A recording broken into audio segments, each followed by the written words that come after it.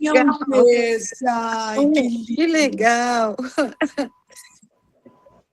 Nossa. Ai, que bonitinho. Ai. Gente, que gostoso. E as pessoas matam esses bichinhos, né? Como pode, né? É lindo, lindo, lindo, lindo, lindo. Coisinha mais lindinha. Tá aqui. Nossa, que legal. Muito legal, muito lindo. Ai, que bonitinho. O Chico. Renatinha, tá contigo aí, tá, Renata? Pode começar? Olha, por mim pode, a gente só tem 50 minutinhos, né? Então vamos aproveitar isso. bem o nosso tempo. Então vamos. Oi, Silvia. Oi, boa noite. Boa noite. Boa noite. Eu não sei se eu conectei certinho aqui, tá aparecendo aí? Tá certinho. Estamos te vendo sim, tá ótimo. Então tá bom. Agora a gente vai fazer a preparação para começar, tá bom? Vamos. Tá bom. Então vamos. Então é com imensa gratidão ao plano espiritual, com muita alegria de estar dividindo com vocês esse novo trabalho, com os nossos irmãos menores, para aprender como tratá-los espiritualmente, para que assim possamos atendê-los com todo o nosso amor, com todo o nosso carinho, com todo o nosso respeito. Sabemos que esse trabalho já estava pronto no plano espiritual e que nós simplesmente estamos colocando ele em prática com as pessoas que já também estavam prontas para este trabalho de amor, dedicação e caridade. Obrigado, Jesus, Deus, pela oportunidade, pela espiritualidade que sempre nos intui para começarmos o trabalho de uma maneira alicerçada, responsável e correta. Então, vamos agradecendo aos mentores espirituais desse trabalho, que estarão conosco em nossos lares, nesse estudo, para nos ajudar a esclarecer e entender melhor, para assim conseguirmos efetuar o trabalho. Obrigado, Deus. Obrigado, Jesus. Ó Pai nosso, que estais nos céus, santificado seja o vosso nome. Venha a nós o vosso reino. Seja feita a vossa vontade, assim na terra como é feita nos céus. O pão nosso de cada dia nos dai hoje. Perdoai, Senhor, as nossas dívidas, assim como devemos perdoar os nossos devedores. E não vos deixeis, ó Pai, cairmos em tentações, mas livrai-nos de todos os males, que assim seja. Graças a Deus. Graças a Deus.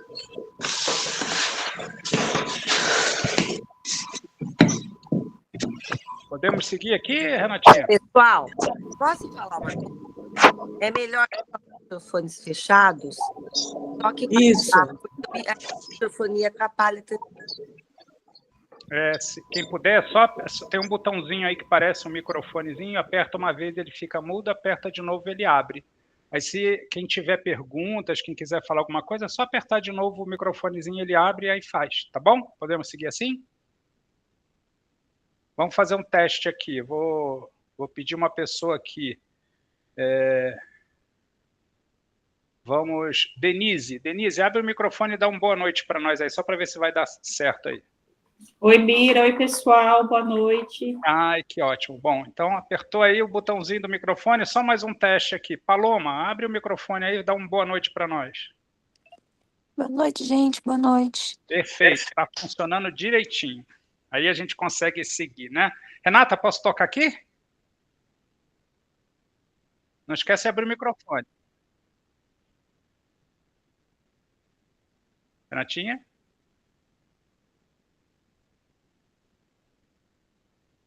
Acho que a Renata... Que será que houve com a Renata? Deixa eu ver se ela ainda está conectada aqui. Ela está. Deixa eu tirar ela do mudo aqui. Deixa eu ver se eu consigo. Não, tirar do mudo. Clica no microfone, Renata. Desenhozinho do microfone, Renatinha.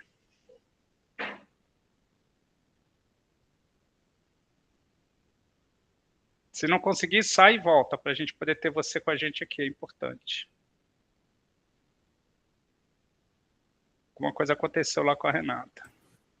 Ô, Bira, você acha que é bom deixar a câmera aberta ou é melhor fechar também? Ó, aí é para cada um, tá? Quando fecha a câmera, a conexão, dependendo da internet que a pessoa esteja, fica um pouco melhor. Mas para mim aqui não influencia não, tá? É mais até a privacidade. Às vezes a pessoa pode estar andando na casa, já, né, fica à vontade. Mas se quiser, tem um desenhozinho de uma câmerazinha aí, se apertar ela fecha, se apertar de novo ela abre. Eu tirei a Renata para ela entrar de novo. Tá bem. Acho que vamos esperar só um minutinho para ver se a Renatinha entra, para ela não perder nenhum minutinho aqui da gente. Ó, acho que ela voltou aqui. Voltou. Renatinha, tá ouvindo? Ela está entrando novamente, Bira. Ela entrou, mas continua no mudo. Ela tem que apertar o microfonezinho para sair do mudo. Aí, Renata, fala oi. Consegui! Ah, que bom. Não bota mais no mudo não, que a gente precisa de você. Tá bom, vamos lá.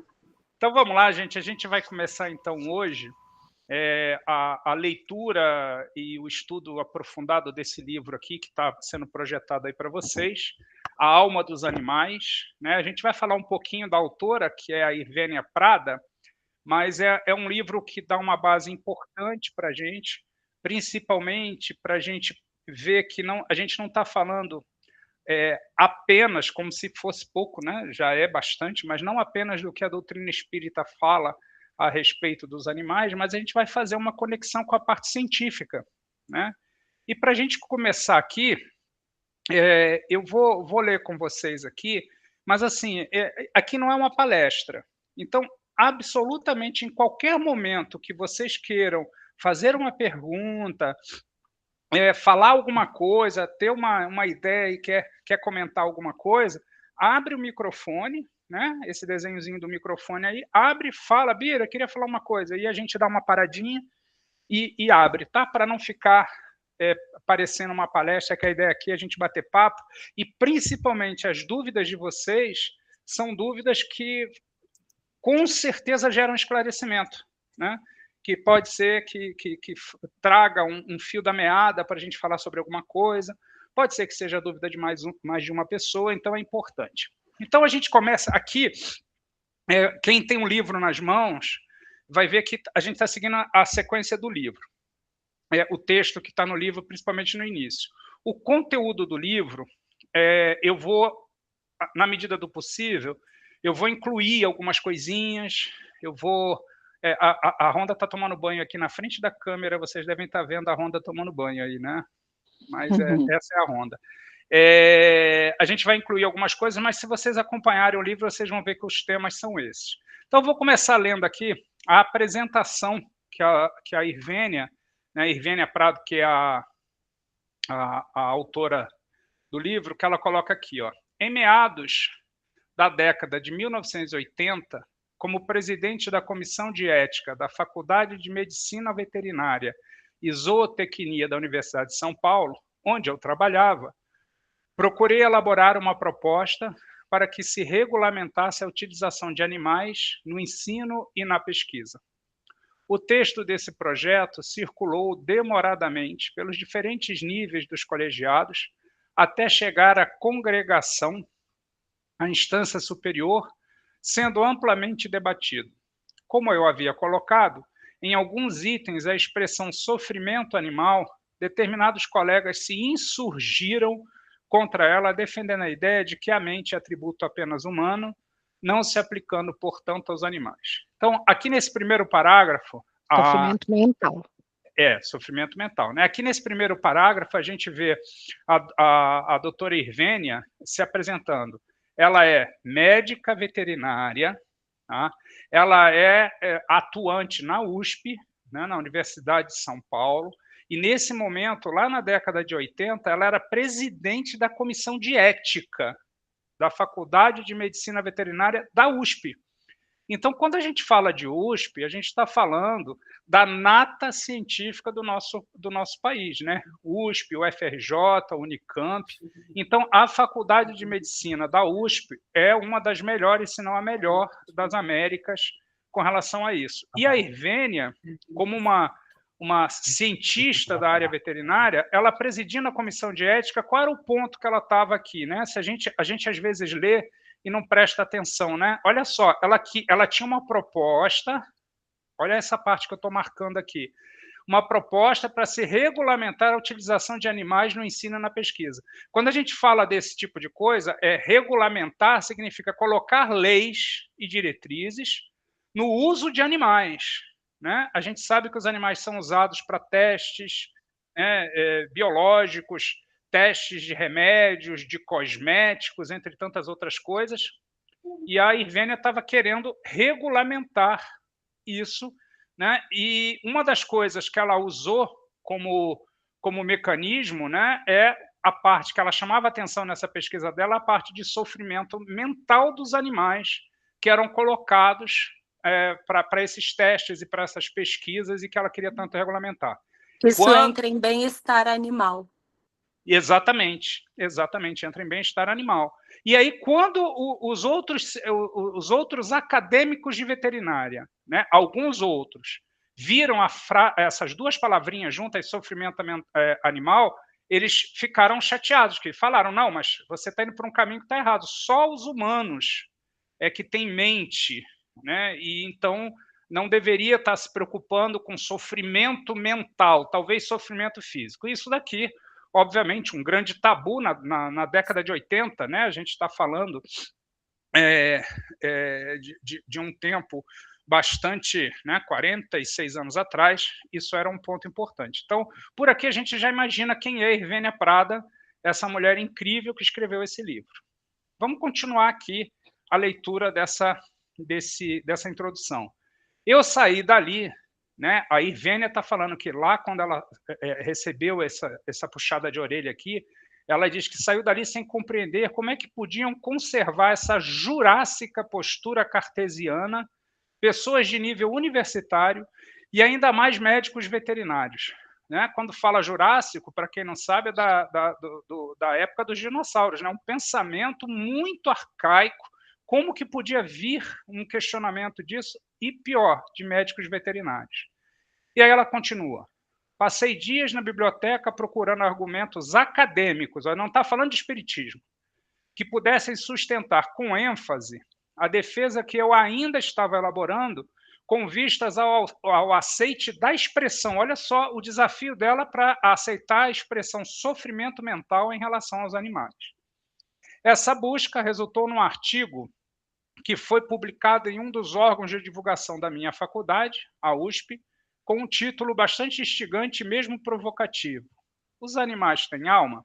Então, a Irvênia Prada, provocada por esses colegas que não admitiam o uso da palavra, da frase sofrimento mental para animais, instigaram ela a pesquisar mais profundamente, e aí ela fez, né, um artigo científico, né, baseado em dados científicos, acadêmicos, e aí ela, para cutucar ainda mais as pessoas, chamou, em vez de falar de sofrimento mental, falou, os animais têm alma? E nesse artigo que ela publicou na USP, ela trata de alguns temas. Aí vamos continuar aqui.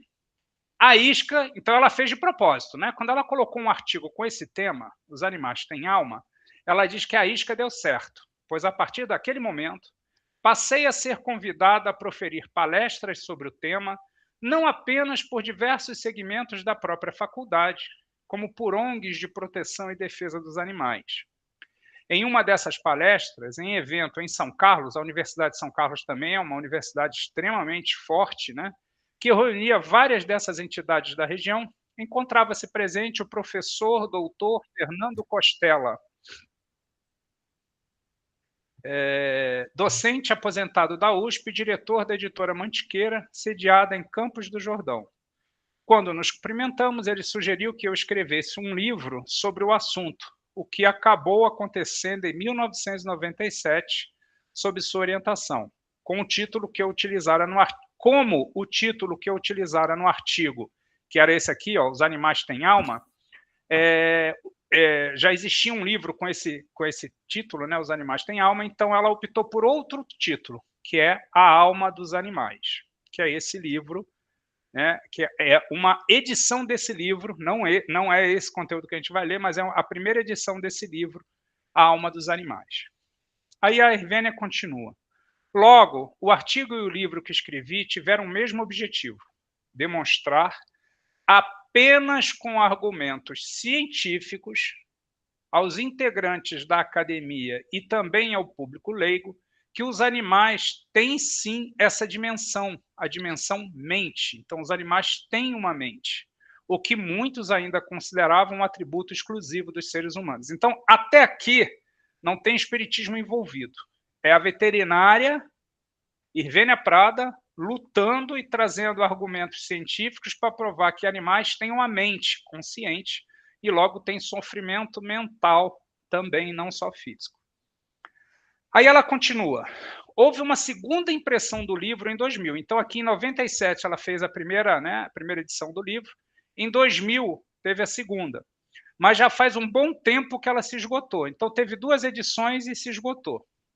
Como a editora Mantiqueira passou a priorizar outros interesses, fui cordialmente liberada do nosso contrato e, desde então, passou a constar em meus planos cuidar do lançamento de uma nova edição. Então, a primeira edição de 97, a segunda edição de 2000, dessa editora Mantiqueira, era estritamente científica. Aí a Hermínia Prada continua. Em final de 2017, durante um compromisso em Matão, terra onde se desenvolveu a monumental obra de Caibar Schutel, e em visita ao memorial em sua homenagem e a todo o complexo de O Clarim, surgiu a oportunidade, por gesto amável do meu prezado amigo Aparecido Belvedere, diretor editorial da casa editora O Clarim. Espera aí que a Ronda está digitando aqui, gente, só um minutinho.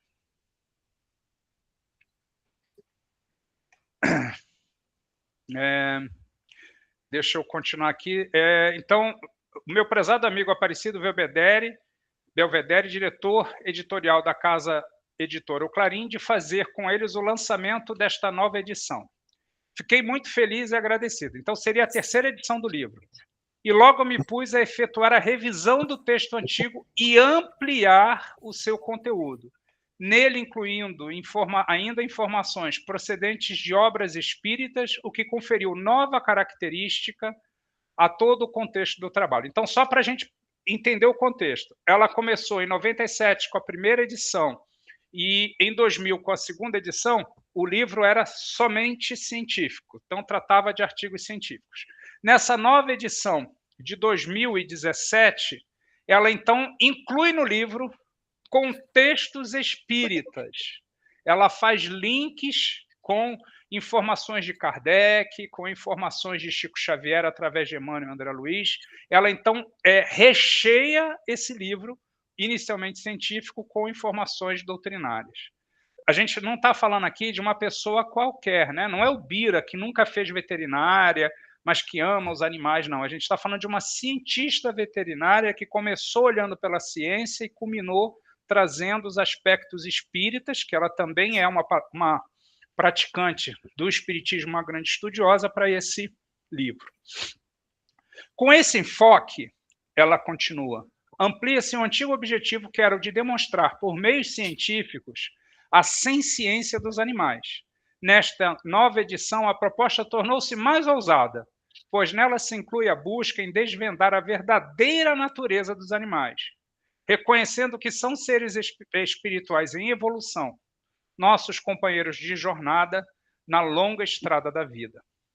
Em seguida, ao primeiro lançamento deste livro, elaborei outra publicação, lançada em 98, na qual se encontram discriminadas, nas sucessivas edições, vários aspectos particulares alusivos aos animais, como desencarne, reencarnação, erraticidade, mediunidade, karma e sofrimento e espíritos da natureza.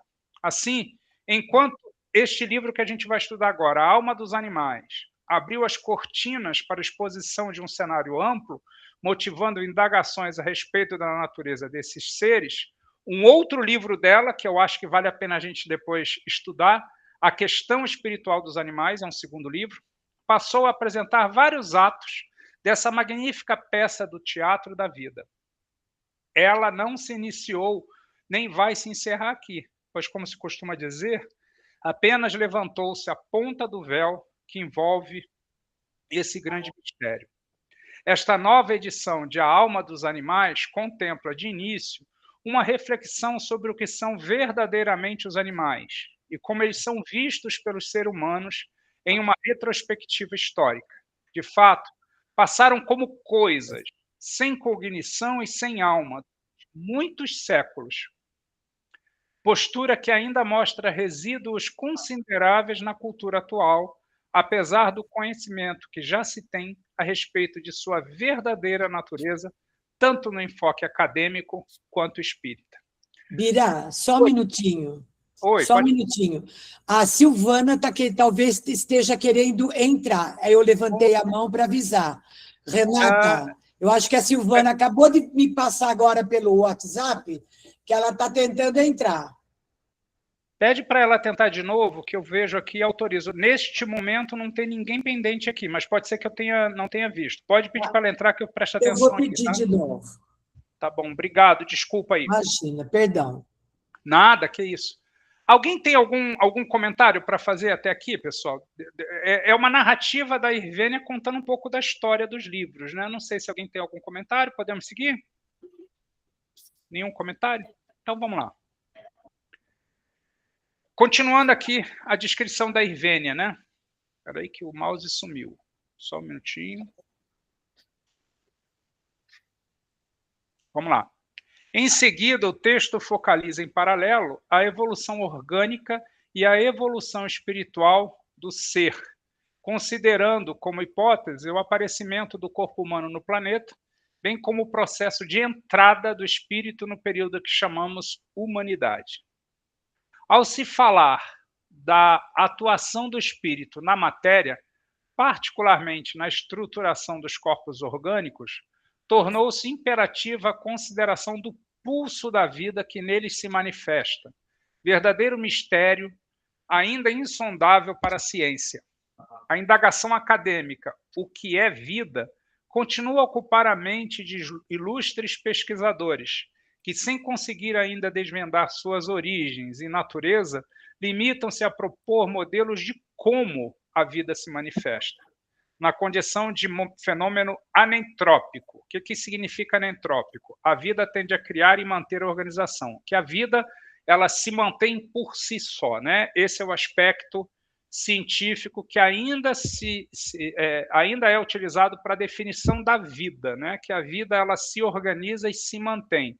Olhando pelo lado da ciência, né? Não teria um espírito fazendo movimentar. Lembrando que a Irvênia traz isso para poder conectar isso com o espiritismo. E a Irvênia continua.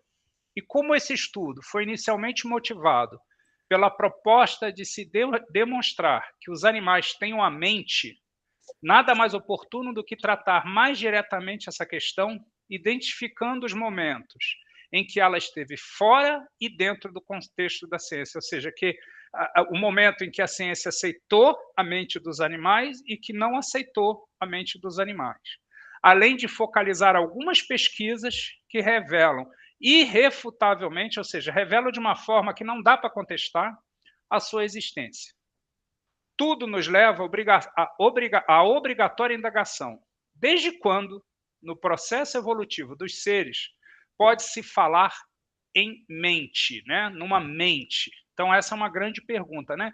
Dentro do processo evolutivo dos seres, quem viu lá a palestra que a gente deu aí em Barra Bonita, né? Que a gente falou dos minerais, dos vegetais e tudo mais, em que momento, né, quer responder isso, em que momento a mente passa a existir, né? E quando a gente fala de mente, a ciência chama de mente e nós chamamos de espírito, né? O espírito é aquilo que age mentalmente, né? Continuando, a Irvênia continua se apresentando, continua falando um pouquinho da experiência dela. Um assunto instigante envolve o trabalho do cérebro e do sistema nervoso como um todo, no papel de instrumento da manifestação da mente. Então, o sistema nervoso é um instrumento que manifesta a mente no corpo, né? Quando a gente fala de mente, a gente está falando de algo muito abstrato, né? O que é a nossa mente, né? Quando a gente fala assim da mente da Renata, da mente da Jussara, da mente do Bira, o que a gente está falando? A gente não está falando do cérebro, né? O cérebro é a máquina que faz aquilo que está na mente se exteriorizar. E isso também serve e funciona com os animais. E aí ela continua. Em todos os mamíferos, olha só, mamíferos na escala evolutiva, dentro do reino animal, é o topo da evolução, né? Então, quando a gente fala de mamíferos, né, eles estão acima dos peixes, acima das aves, dos répteis, eles estão no topo da evolução no reino animal. Em todos os mamíferos, neles incluindo-se os seres humanos, o sistema nervoso é estruturado segundo o mesmo modelo arquitetônico, mas permitindo que as diferenças anatômicas, funcionais e fisiológicas próprias às necessidades de cada espécie sejam compatíveis com a maior ou menor complexidade de comportamento possível a cada uma delas. Eu queria fazer um parênteses aqui. Muitos de nós já devem ter escutado em alguma palestra ou algum estudo que os espíritos são criados simples e ignorantes, né? Quando a gente fala da criação do espírito, quando o Kardec traz essa informação no Livro dos Espíritos, às vezes a gente passa muito rápido por essas duas palavras sem entender o que isso exatamente significa. O que é um espírito ser criado simples e ignorante? Simples. Quando a gente olha o espírito na sua criação, né, quando Deus cria o espírito, né, no momento que o espírito é criado, ele é muito simples. Quando ele é criado, ele é ignorante, ele tem desconhecimento, não ignorante porque ele é bruto, né? Porque a gente aqui na língua portuguesa usa também, você é muito ignorante como uma pessoa mal educada. Não, aqui a gente está falando de conhecimento. Simples não é complexo, a sua estrutura é bastante simples, e ignorante, sem conhecimento. Então, imaginemos lá os neandertais, os primeiros homo sapiens que encarnaram lá nas cavernas do nosso planeta, alguns milhares de anos atrás.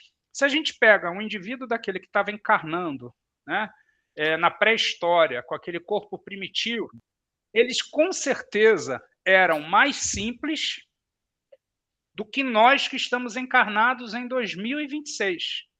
Hoje nós somos mais complexos, nós precisamos de mais coisas, nós temos maiores comportamentos mais complexos do que nós tínhamos na época das cavernas.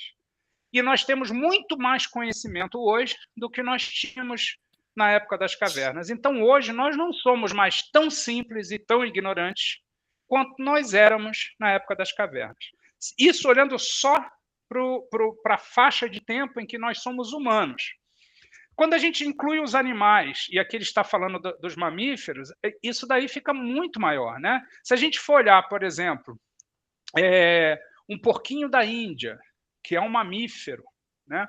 Um mamífero pequenininho, um esquilozinho pequenininho, né? Vamos imaginar um mamífero bem pequenininho, que ele é muito mais simples do ponto de vista de organização espiritual e material do que um ser humano, ou mesmo do que um porco, do que uma vaca, do que uma zebra, que também são mamíferos. Ele é bem mais simples, tem muito menos conhecimento. E o que isso tem a ver com esse texto da Hervênia Prada aqui? Porque olha só o que ela diz aqui, ó. O sistema nervoso de todos os mamíferos segue o mesmo modelo arquitetônico. O que a Hervênia está dizendo?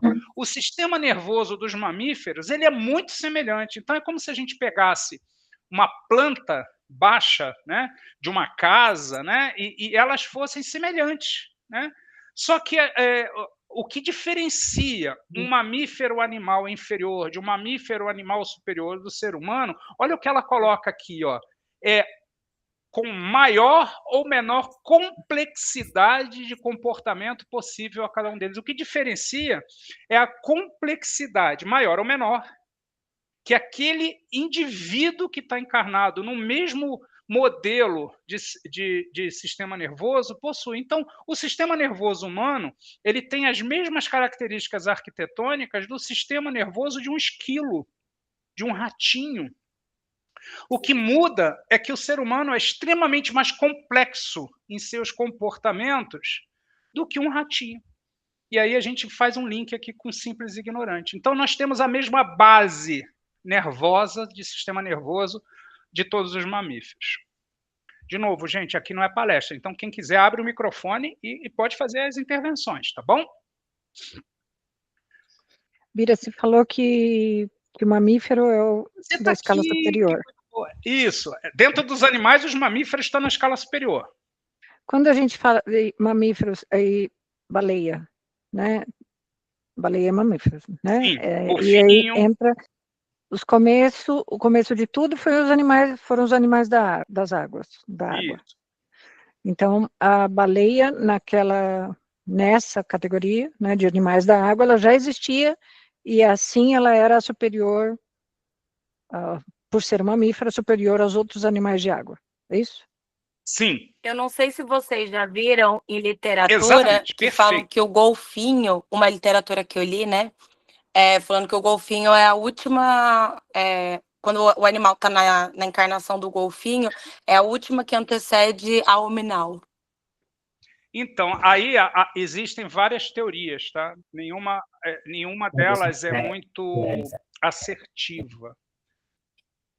Alguns dizem... assim, eu não concordo tanto, assim, porque se a gente vê animais de diferentes espécies sendo, assim, com um grau, assim, intelectual, sentimental muito grande, né? Muito grande, exatamente. E aqui é importante uma característica, Fernanda, dentro da linha doméstica, isso a gente tem referência com Emmanuel, né, que a gente vai estudar aos poucos, os animais domésticos são aqueles próximos ao ser humano, o golfinho não se encaixa, a baleia não se encaixa, né?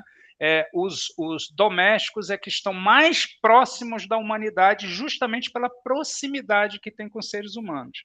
Então, assim, eu não posso afirmar que não mas há informações que contradizem ser um animal aquático, um animal distante do ser humano, aquele que antecede a humanidade. Uma outra coisa muito importante, gente, que a gente precisa sempre lembrar, é que a gente fica falando dos animais que nós conhecemos no planeta Terra.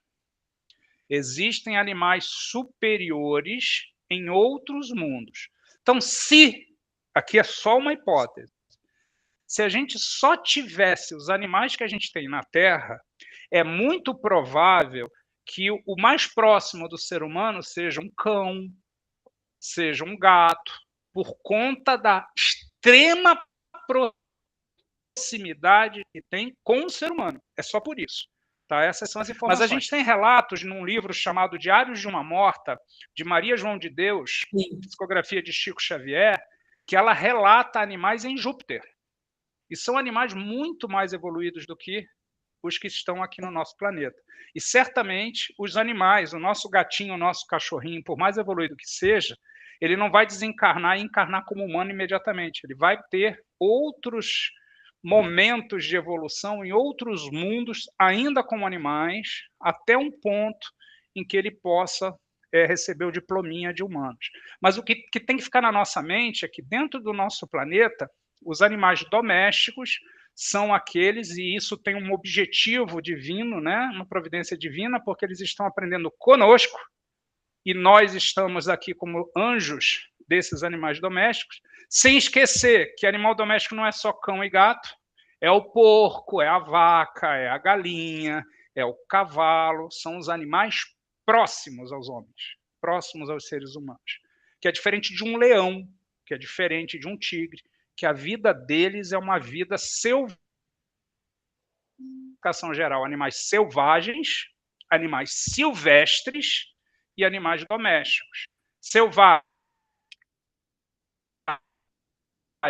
leão, zebra, tigre, hipopótamo, elefante. Silvestres, a gente tem as capivaras, os roedores, os pássaros. E domésticos, todos aqueles que têm uma proximidade, né, muito forte com os seres humanos. Isso é muito importante para a gente entender o processo evolutivo. Isso não está ligado ao desligamento deles. Exatamente. É isso aí, Fernando. O próprio desligamento deles, às vezes, é muito parecido com o dos humanos, tem que às vezes, né, que a gente já é sabido que às vezes vai para uma UTI, vai para uma distância física nossa, para que haja esse desligamento. Na veterinária também é assim, né? Eu sou veterinária, né? E muitas vezes já internei animal, que coisa de às vezes 2 horas, o animal se vai, porque precisava, acredito, daquela distância do responsável, né? Para que houvesse isso de tanto amor que tem entre a relação. Apego, né? Isso acontece com os humanos, é perfeito, muito bem lembrado. Oi, Ju. Bira, eu só queria dar um recadinho. Tem, né, nesse curso algumas pessoas que não são espíritas. Então, eu gostaria, assim, de deixar claro que se houver alguma dúvida, né, sobre o que está sendo dito, não tenha vergonha, abra o microfone, faça a sua pergunta, que o Bira vai estar aqui para responder, né, Bira? E é isso, é só esse recadinho que eu queria dar. É muito bom, Ju. A gente aqui está partindo de um momento que aquilo que não é conhecido por um de vocês pode trazer, mesmo que seja, entre aspas, para alguns aqui, muito inicial, porque é o que a Ju falou, a gente está aqui num grupo de pessoas que, de algum jeito, tem um olhar diferente para os animais. E a gente quer aqui olhar para a parte científica e com o vínculo que a doutrina espírita tem. Ah, mas eu estou muito pouco tempo na doutrina espírita, eu sou só simpatizante, tenho pouco conhecimento. Não tem problema, se eu falar alguma coisa, Bira, não entendi, pode explicar um pouquinho mais isso? A gente vai explicar, a gente vai tentar debruçar. Obrigado, Ju, perfeito. Ô, Bira, só um minutinho. Aqui, então, oi. Uma perguntinha, não é uma pergunta, é uma reflexão que eu faço. Se nós pegarmos a humanidade, o ser humano, homem, né, na face da Terra, nos últimos, vamos lá, rapidinho, 500 anos, vai, vamos lá. Na época do descobrimento do Brasil até aqui, são 500 anos. Se nós pegarmos o ser humano naquela época e hoje, nós somos obrigados a admitir que houve uma evolução moral e intelectual. Qual seja a maior ou menor, não importa. Até física. Física, moral, intelectual e tudo mais. Agora, por que não? Porque a gente encontrava animais, eu me lembro quando eu era pequena, os animais, eu fui criada no mato, né? Os animais não eram como são hoje. Eu tenho 75 anos.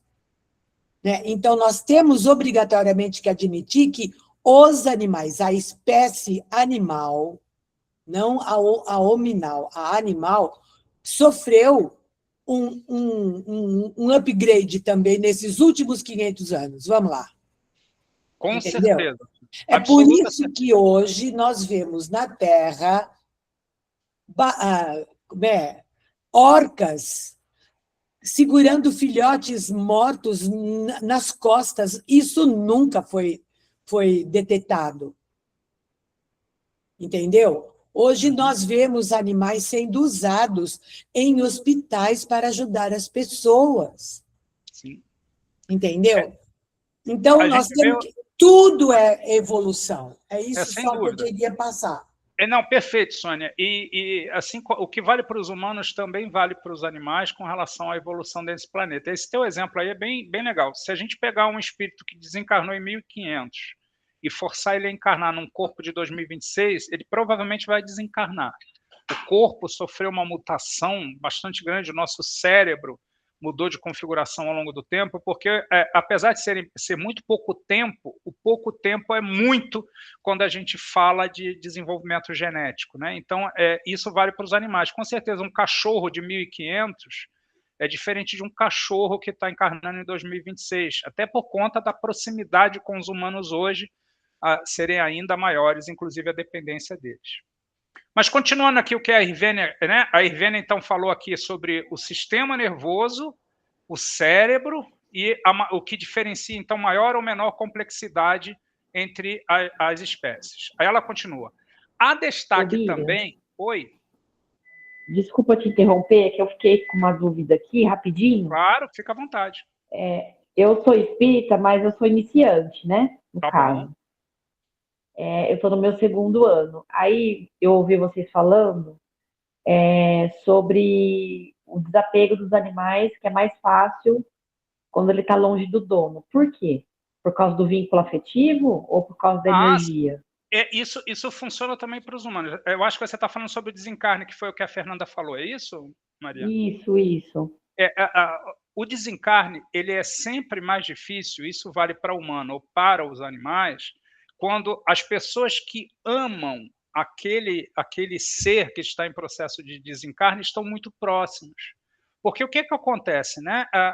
Nós doamos energia vital para quem está doente, através do passe, através da oração e também através dos nossos sentimentos. Então, quando a gente está muito apegado a um animal ou a um ser humano, isso dificulta muito a encarnação. André Luiz mostra isso claramente.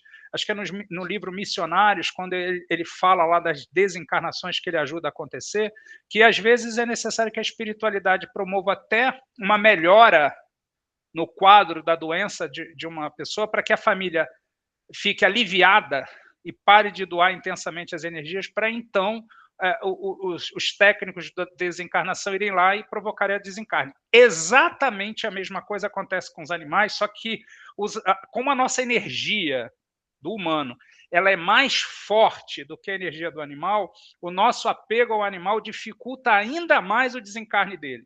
Então, o que a Fernanda falou é que ela recebe, às vezes, como veterinário, um animalzinho que fica 2 horas internado, longe do humano, desencarna, porque não tem mais aquela doação de prender, né? Do tipo, não vai, né? E a gente é muito egoísta ainda, porque a gente ama, mas a gente ama, mesmo sabendo que tem vida do outro lado, a gente quer tocar, a gente quer pegar, e a gente não quer que o nosso bichinho, ou que a nossa mãe, nosso pai, nosso filho, seja lá quem for, vá embora, né? Então é isso mesmo, Maria, é isso mesmo. Podemos seguir? Tá bom, obrigada, pode. Obrigado a você. Então, continuando aqui, ó. Há destaque também para os chamados transdutores cerebrais, que são estruturas neurais que, se admite, possam efetuar o papel de verdadeira porta de dupla folha, aquelas portas tipo de faroeste, né, de dupla folha, pela qual transitam informações entre a realidade física e a realidade metafísica, né, que vai além da física. Então, os cérebros dos diversos animais têm portas de tamanhos diferentes, por onde passam informações de forma diferente, mas que elas têm uma estrutura parecida. Aí a Irvênia continua. Olha que a gente está só na apresentação da Irvênia, ainda não é o conteúdo do livro, olha quanta coisa, né? No capítulo final, emoção e razão dos animais surgirão, no capítulo final desse livro, em relatos de casos pitorescos. Olha que interessante, a Irvênia vai trazer alguns casos para a gente ler. A demonstração inequívoca de que são seres inteligentes e sensíveis deve ser razão suficiente para que possamos encarar os animais com outro olhar, modulado por respeito e amor. Quero terminar esta apresentação reafirmando meus profundos agradecimentos à Casa Editora O Clarim, que foi que publicou essa edição nova, né, que a Irvênia colocou a parte espiritual, na pessoa do meu prezado amigo Aparecido Belvedere, pelo carinhoso acolhimento na publicação dessa nova edição de A Alma dos Animais. Desejo a você, prezado leitor, agradável passeio por este livro, com fraternal abraço. Irvênia Prada, São Paulo, 16 de fevereiro de 2018. Então, um livro recente, gente. A gente está falando de 2018. Né? A gente está falando de menos de 10 anos. Né? A gente está aqui olhando para algo recente. Né? Então, aqui tem sempre ela traz, e eu vou compartilhar com vocês, as fontes científicas ou espíritas que ela busca. Então, nada aqui fica no ramo, no espectro da opinião da Irvênia ou da opinião do Bira. Né? A gente tem sempre uma base ou científica ou doutrinária que embasa tudo isso. Tá bom? Aqui, a Irvênia também começa, né, ela fala aqui de palavras iniciais, a gente está lendo o livro, então quem tem um livro, quem não tem, gente, eu recomendo comprar. É um livro para a gente ter, a gente que gosta de animal, a gente tem em casa, e até para ajudar na divulgação, o que ela ganha, né, o que a editora recebe por esses livros está doado, né, para institutos que cuidam dos animais, então vamos divulgar para que as pessoas façam a aquisição do livro, né? Então vamos lá, palavras iniciais. Irvênia falando, né? Desejo considerar a palavra alma. Pausa. Allan Kardec, na introdução do Livro dos Espíritos, ele gasta 2 ou 3 páginas para explicar a palavra alma, que é uma palavra muito antiga e que, dependendo do uso, quer dizer coisas totalmente diferentes. Então, quando a gente fala assim, nossa, a alma dessa música, não é que a música tem um espírito, né? É que ela tem parece que tem uma vida que salta, né? Essa pintura dessa sala está sem alma, sem brilho, né? Ou a alma no que diz respeito ao espírito. Então, para quem nunca leu a introdução do Livro dos Espíritos, recomendo dar uma olhada lá, que Kardec teve uma preocupação grande. No final, Kardec chega à seguinte definição: alma e espírito são a mesmíssima coisa no contexto da doutrina espírita. A diferença é que o espírito, quando está encarnado, a gente chama de alma. Quando está desencarnado, espírito. Esse é o conceito que Allan Kardec traz. Então, todas as vezes, dentro de um conceito doutrinário, que vocês ouvirem falar de alma, num livro de André Luiz, num artigo, numa palestra, a gente está falando de um encarnado. Quando falar de espírito, está falando de um desencarnado, mas os dois são espíritos, tá? Então, vamos lá. Desejo considerar a palavra alma, aqui nesse contexto, como consta no título, como a tradução dos termos latinos anima, que significa enquanto vida, e ânimos, enquanto mente, psique, psiquismo e também alma e espírito. Hoje se tornou possível a abordagem do ânimos, mente, em relação aos animais, pelo fato de encontrarmos na literatura, tanto acadêmica quanto espírita, então tanto na ciência quanto na doutrina espírita, recursos importantes que nos permitiram conhecer um pouco mais a respeito da verdadeira natureza dessas criaturas que são os animais. Conforme veremos na sequência dos capítulos, os animais não são coisas, não são simples máquinas automatizadas, como considerava Descartes. Tá? Em 1860 e pouco, Descartes definiu os animais como máquinas. Eles são vistos pela doutrina espírita como seres espirituais em evolução e pela ciência acadêmica como seres sencientes, do latim sentiens, ou seja, que têm sensibilidade e, consequentemente, têm também todos os atributos inerentes à sua senciência, como inteligência, memória e capacidade de aprender. Então, a ciência entende que os animais têm inteligência, têm memória e têm capacidade de aprender, logo não são máquinas. Dentro da doutrina espírita, a gente tem a definição que os animais são seres espirituais, têm espíritos e também estão em evolução. Então, aqui, ela já traz esses dois conceitos. Irvênia continua. Estou convicta de que considerar seres vivos como não tendo alma, e, consequentemente, seus atributos psíquicos, representa mera estratégia para exercício de poder. O que ela está dizendo aqui? É uma verdade que, às vezes, a gente tapa, né? Por que alguns insistem tanto em dizer que os animais não têm alma, que não têm mente? Porque aí não gera nenhum compromisso em escravizá-los, em colocá-los à nossa mercê para fazer aquilo que a gente quer que faça, para fazer teste cosmético em animal até que ele desencarne cheio de feridas na pele. Né? Alivia a consciência. No momento que eu considero que os seres vivos têm uma alma, têm mente, têm seus atributos, gera uma consequência, gera em nós até uma certa dor de pensar, puxa vida, não são máquinas, não são coisas artificiais, eles sentem dor, eles têm vivências e eles têm evolução. E aí a Irvênia continua aqui. De fato, até o século VI, as mulheres foram consideradas sem alma imortal. Conceito que somente foi revertido no Concílio de Macon, da Igreja Católica, no ano de 585, na Gália, hoje território francês. Então, até o ano de 585 anos depois de Cristo, as mulheres consideradas sem almas, como os animais são considerados sem almas.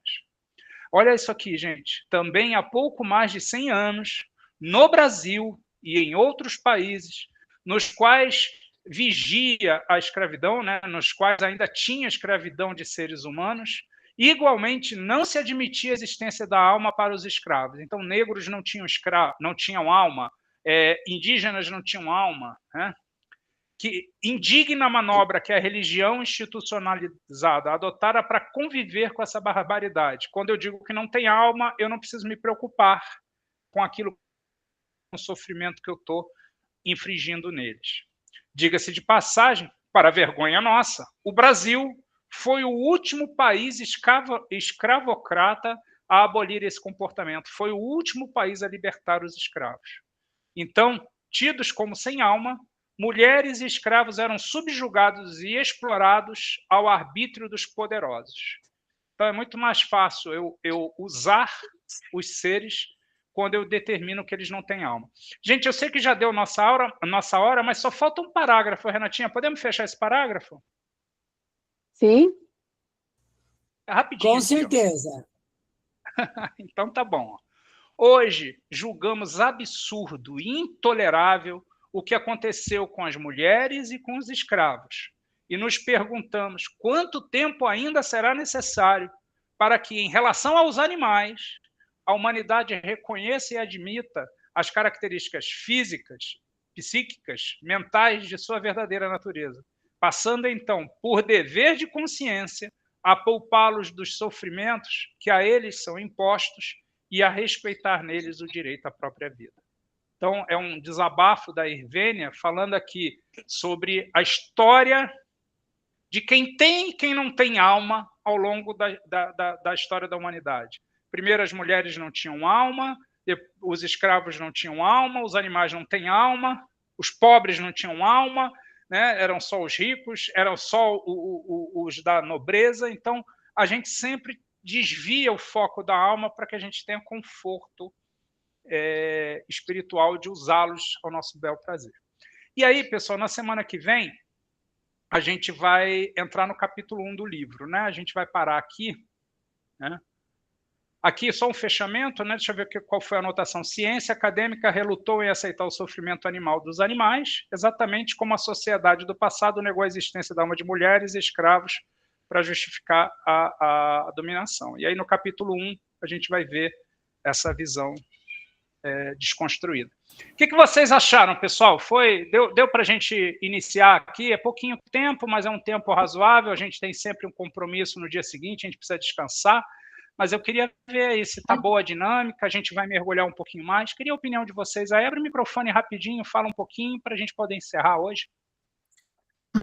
A opinião não é quanto à sua aula, a opinião... Oi. A Irvênia Prada, a qual eu conheci pessoalmente, maravilhosa essa mulher, né? E ela fez essa colocação aí ao final dessa leitura sua, que de verdade nunca passou isso pela minha cabeça. E ela tem toda razão, né? Que maravilhosa. Ela é uma criatura, eu também tive o prazer de encontrá-la pessoalmente 2 vezes. Ela é uma pessoa incrível, gente. Uma senhorinha já, mas é incrível. Vamos lá. Alguém mais quer falar? Eu só tenho um adendo aqui, né? Eu achei fantástico isso, e quando você tocou justamente na época da escravidão, né? Os próprios jesuítas se surpreendendo, porque eles foram obrigados pelo Marquês de Pombal a declarar que os índios também não tinham alma. Por quê? Porque era interessante que eles trabalhassem. E que eles morressem, né? Que eles fossem exatamente. mortos. E pegando aquele gancho da evolução humana, Eu vou agora para o Oriente Médio. Hoje eu assisti uma conversa que foi traduzida em inglês, e um deles lá, daquele pessoal do Irã, fazendo uma definição do que era uma mulher. Uma mulher é um animal como a vaca, como a cabra, como o camelo, como o cavalo. Ele só veio com essa forma física porque Alá não queria nos assustar. Ponto. Então 2026, né, Sônia? 2026, olha. Olha aqui, nós estamos muito, muito, muito longe.